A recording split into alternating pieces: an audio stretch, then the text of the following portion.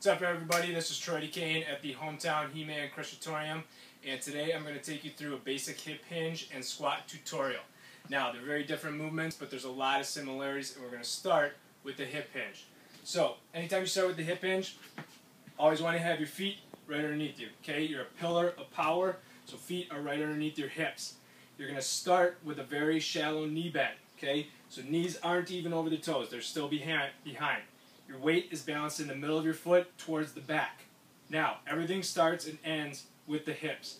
Okay, everything from your shoulders to your low back is going to remain exactly the same as it is.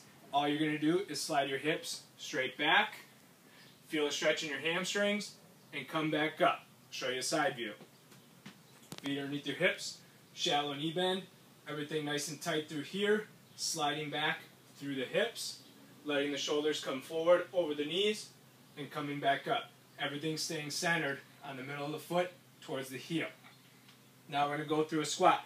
Squat, feet are going to be just a little bit wider, toes are still pointing forward.